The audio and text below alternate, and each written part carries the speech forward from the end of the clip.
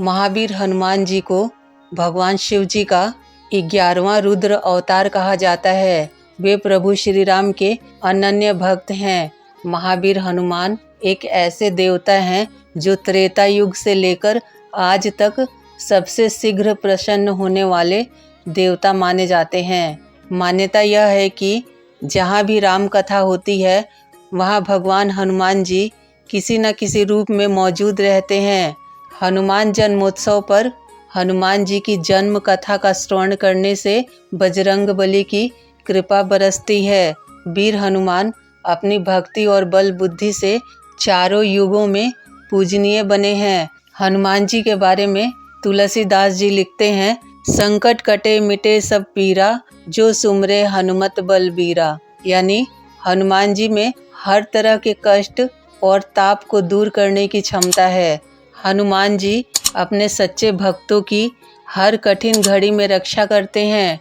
भगवान हनुमान जी को कलयुग में सबसे प्रभावशाली देवताओं में से एक माना जाता है। कलयुग में भगवान हनुमान जी की पूजा प्रत्यक्ष देवता के रूप में होती है, यानी इनकी पूजा का फल जल्दी मिल जाता है। भगवान विष्णु जी के रामावतार के बाद रावण को दिव्य शक्तियाँ प्रदान हो गईं, जिससे रावण ने अपनी मोक्ष प्राप्ति हेतु भगवान शिव जी से वरदान मांगा कि उसे मोक्ष प्रदान करने हेतु कोई उपाय बताएं। तब भगवान शिव जी ने भगवान श्री राम के हाथों रावण को मोक्ष प्रदान करने के लिए लीला रची। भगवान शिव जी की लीला के अनुसार उन्होंने भगवान हनुमान के रूप में जन्म लिया ताकि रावण को मोक्ष दिलवा सकें। इस कार्य में भगवान श्री राम का साथ देने हेतु स्वयं भगवान शिव जी के अवतार भगवान हनुमान जी आए थे, जो कि सदा के लिए अमर हो गए। रावण को दिए वरदान के अनुसार रावण को मृत्यु के साथ साथ भगवान शिव जी ने रावण को मोक्ष भी दिलवाया। भगवान हनुमान जी के गुरु उनकी माता जी भगवान शंकर जी, भगवान सूर्य देव और ऋषि मातंग थे। हनुमान जी हिंदू धर्म के सबसे प्रमुख देवताओं में से एक हैं। महावीर हनुमान का जन्मोत्सव एक हिंदू पर्व है। सनातन धर्म में हर दिन किसी न किसी देवी देवता को अर्पित माना जाता है, तो मंगलवार के दिन को पवन पुत्र हनुमान जी को समर्पित माना गया है। भगवान हनुमान जी की जयंती साल में 2 बार मनाई जाती है और इन दोनों ही जयंती का अलग अलग विशेष महत्व माना गया है। भगवान हनुमान जी, जो भगवान श्री राम के परम भक्त हैं, की पूजा का विशेष महत्व है। पवन पुत्र हनुमान जी को संकट मोचन कहा जाता है, क्योंकि वे व्यक्तियों के दुख और दर्द हर लेते हैं। हनुमान जन्मोत्सव का दिन हमारे जीवन में विशेष महत्व रखता है। वाल्मीकि रामायण के अनुसार हनुमान जी का जन्म कार्तिक माह के कृष्ण पक्ष की चतुर्दशी तिथि पर स्वाति नक्षत्र में सूर्य उदय के समय हुआ था। वहीं दूसरी बार हनुमान जन्मोत्सव चैत्र माह की पूर्णिमा तिथि को मनाया जाता है।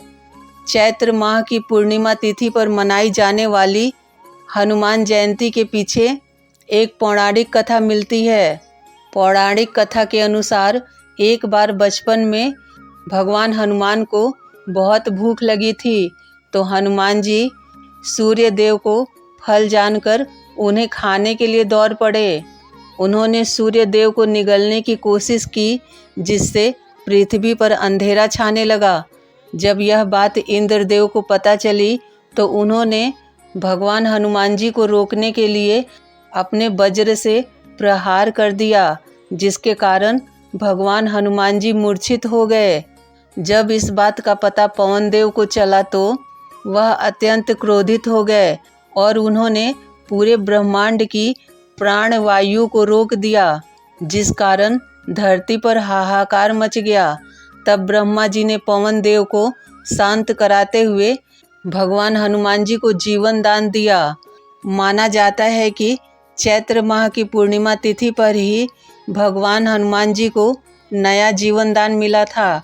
यही कारण है कि हर साल चैत्र माह के शुक्ल पक्ष की पूर्णिमा तिथि को हनुमान जन्मोत्सव के रूप में मनाया जाता है। भगवान हनुमान जी को केसरी नंदन और अंजना पुत्र कहा जाता है। वहीं दूसरी मान्यता के अनुसार हनुमान जी के जन्म के पीछे पवन देव का भी योगदान था, इसलिए हनुमान जी पवन पुत्र भी कहलाए।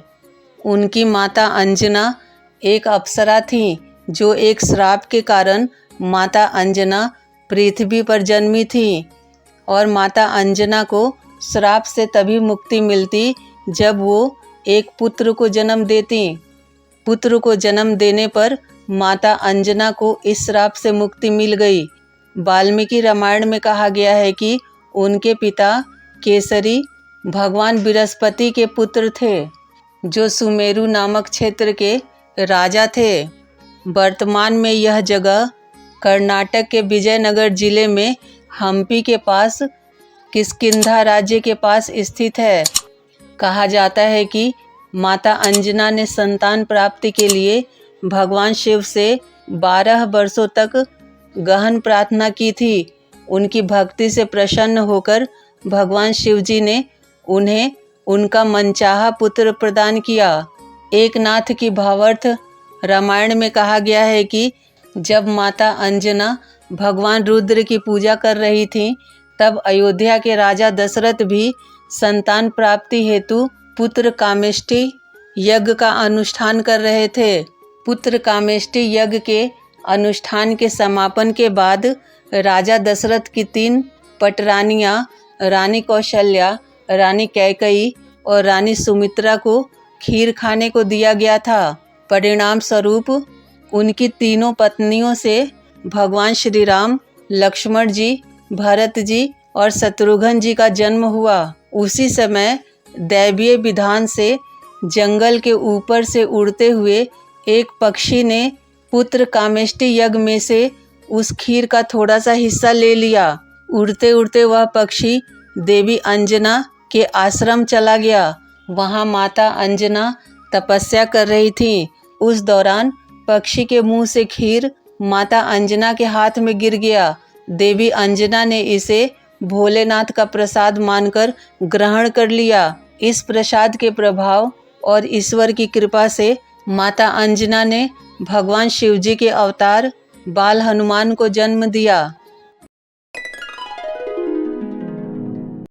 हनुमान जन्मोत्सव के दिन बजरंगबली को चमेली के तेल में मिश्रित सिंदूर वाला चोला चढ़ाएं, अक्षत, कनेल, गुड़हल या गुलाब का पुष्प चढ़ाएं, नैवेद्य तथा मालपुआ, बेसन के लड्डू अर्पित करें।